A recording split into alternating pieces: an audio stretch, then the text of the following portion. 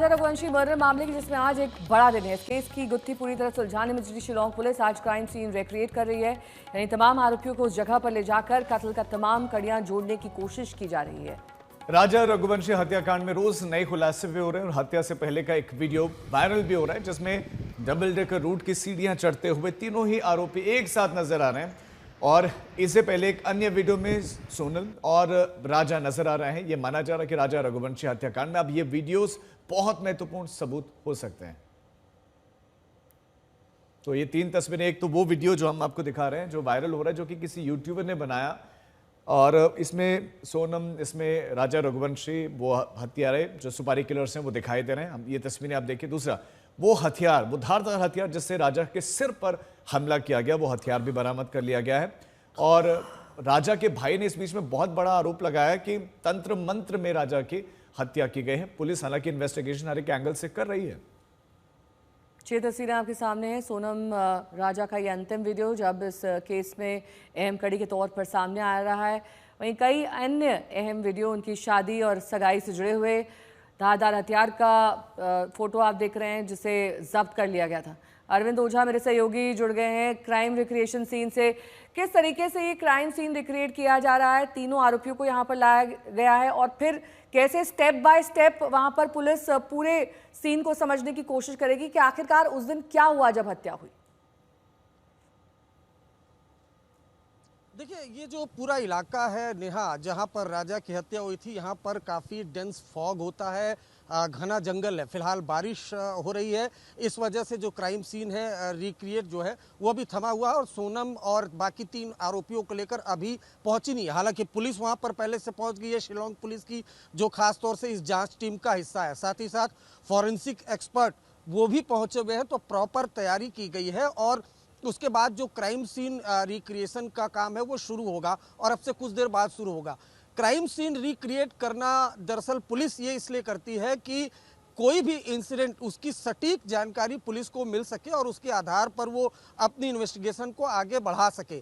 23 मई को जो जानकारी मिली है कि 23 मई को 2 बजे इस हत्याकांड को अंजाम दिया गया और कुल 18 मिनट के अंदर सोनम और तीनों आरोपियों ने राजा की हत्या करके खाई में फेंक दिया था। तो 18 मिनट के अंदर ये कत्ल की वारदात को कैसे अंजाम दिया गया, शिलांग पुलिस यही जानना चाहती है। इस वजह से सोनम और बाकी जो 3 आरोपी हैं, विशाल, आनंद और आकाश, उनको लेकर अब से कुछ देर में पहुंचने वाली है।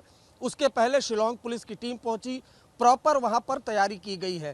तो किस तरह से 23 मई को राजा के मौत के घाट उतारा, उसके बाद किस तरह से तीनों जो आरोपी हैं वो डेड बॉडी नहीं उठा पा रहे थे, फिर सोनम की मदद से डेड बॉडी को खाई में फेंका, ये सब जानने की कोशिश करेगी। और आज तक की टीम इस क्राइम सीन पर पहुंची भी थी, हमने खुद भी क्राइम सीन को रिक्रिएट करने की कोशिश की थी। ठीक है अरविंद, आप नजर बनाए रखें, अपडेट्स के लिए हम आपके पास लौटेंगे। तो राजा रघुवंशी हत्याकांड में सोनम पूरी तरह से घिरे हुए दिख रहे हैं और अब तक की जांच में सारा किया धरा सोनम का लग रहा है। पुलिस उसे ही आरोपी नंबर 1 मानकर पूछताछ कर रहे हैं, लेकिन अब मेघालय के डीजीपी का बड़ा बयान भी सामने आया है। मेघालय के डीजीपी को लग रहा है कि राजा की हत्या में लव एंगल के अलावा कई और एंगल हो सकते हैं, जिसकी जांच हो रही है। डीजीपी के मुताबिक जिस तरह शादी के बाद आनंद फानन में राजा की हत्या की गई, उससे पुलिस को लग रहा है कि ये सिर्फ मोहब्बत का मामला नहीं हो सकता। क्या राजा रघुवंशी मर्डर केस की मिस्ट्री सुलझ गई? क्या राजा रघुवंशी का कत्ल सोनम ने ही कराया? क्या राज से मोहब्बत के चक्कर में राजा का कत्ल हुआ? क्या राजा रघुवंशी के कत्ल के पीछे कोई और कहानी भी है?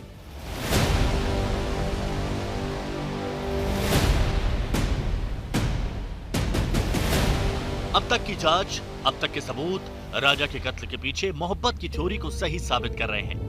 मेघालय पुलिस भी कत्ल के पीछे सोनम की साजिश और राज से उसके प्रेम को वजह बताती रही है। See, the preliminary investigation indicates there's a love triangle out here, but we'll ascertain further. You have sufficient evidence against Sonam? Yes, very much. शादी के सिर्फ 12 दिन बाद एक दुल्हन के हाथों दूल्हे की हत्या की कहानी जिसने भी सुनी और देखी वो सन्न रह गया। इंदौर में 7 फेरे और हजारों किलोमीटर मेघालय में मर्डर की गुत्थी जब सुलझने लगी तो यही लगा कि क्या ये मुमकिन है? कैसे हाथों की मेहंदी फीकी पड़ने से पहले एक नवविवाहिता अपने पति की यूं हत्या करा सकती है? लेकिन सबूत तो सबूत होते हैं। अब भी इस केस से जुड़े वीडियो सामने आ रहे हैं। Video number 1। ये वीडियो आप देख चुके हैं। शिलोंग से सटी खूबसूरत पहाड़ी इलाकों में सोनम और राजा की जोड़ी आगे बढ़ रही है। आगे आगे सोनम, पीछे पीछे राजा। तब तक राजा को सोनम की साजिश का रत्ती भर भनक नहीं होगी। दूर दूर तक कोई अंदेशा नहीं रहा होगा कि कदम से कदम मिलाकर चल रही उसकी यही पत्नी उसकी कातिल बन जाएगी।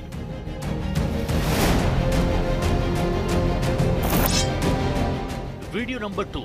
अब दूसरा वीडियो देखिए।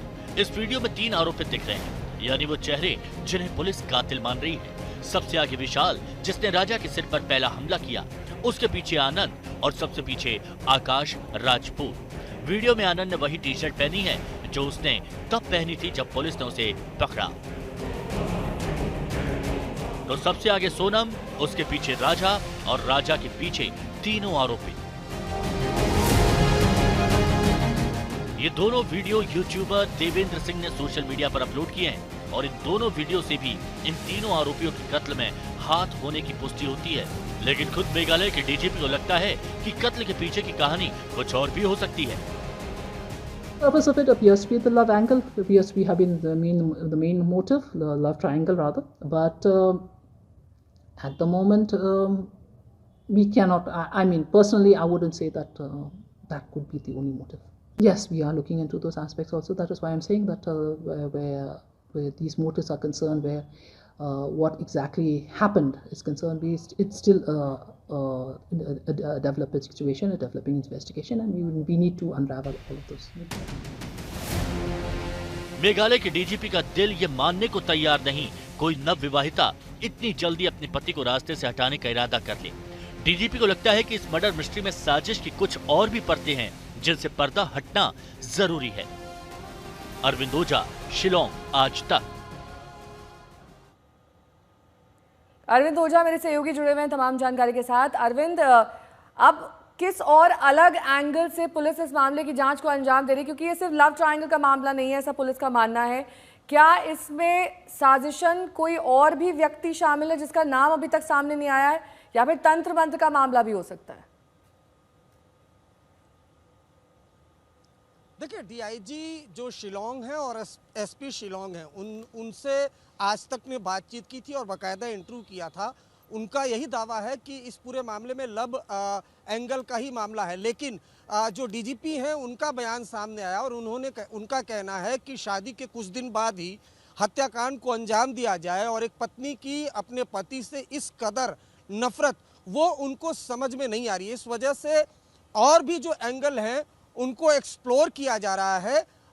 चूंकि 8 दिन की कस्टडी वो सोनम और बाकी जो चारों आरोपी हैं उनकी शिलोंग पुलिस के पास है, तो और भी जो एंगल है उनको खंगाला जा रहा है। क्योंकि देखिए, शिलोंग में हत्या को अंजाम दिया जाता है, उसके बाद वो फिर जो सोनम है वो फिर अलग अलग पश्चिम बंगाल, बिहार, उत्तर प्रदेश होते हुए मध्य प्रदेश पहुंचती है। उसके बाद फिर दोबारा उत्तर प्रदेश के गाजीपुर में अपीयर हो जाती है।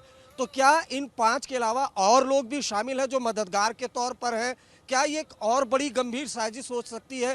तो जो डीजीपी का बयान आ रहा है उसको ऐसे समझा जा सकता है कि जो जांच है उसको बहुत डेप्थ लेवल पर लेकर जा रही है शिलोंग पुलिस। हालांकि डीजीपी ने इससे सुना होगा आपने, डीजीपी ने यह भी कहा कि उनके पास काफ़ी मजबूत एविडेंस है सभी आरोपियों के खिलाफ। लेकिन और भी जो एंगल है उनको टटोला जा रहा है, क्योंकि जो डीजीपी है उनका कहना है कि इस कदर कुछ दिनों में एक पत्नी की पति से नफरत वो उनको समझ में नहीं आ रही है। तो और भी जो एंगल है उनको एक्सप्लोर किया जा रहा है और दोबारा भी कस्टडी लेने की कोशिश करेगी शिलोंग पुलिस इन तमाम आरोपियों को। क्योंकि शुरुआत में जब पूछताछ हुई थी तो जो सोनम है वो आरोप लगा रही थी मास्टरमाइंड के तौर पर। जब शिलोंग पुलिस ने पूछा कि मास्टरमाइंड कौन है, तो शिलोंग जो सोनम है वो करी थी राज है, राज कह रही थी कि सोनम है। बाद में फिर बयान आया शिलोंग पुलिस का कि इसका मास्टरमाइंड राज है। तो और भी जो एंगल है वो एक्सप्लोर करने की कोशिश शिलोंग पुलिस कर रही है। शिलोंग पुलिस मर्डर केस की जांच में जुटी है। तो वहीं इंदौर में राजा रघुवंशी की हत्या को लेकर भाई ने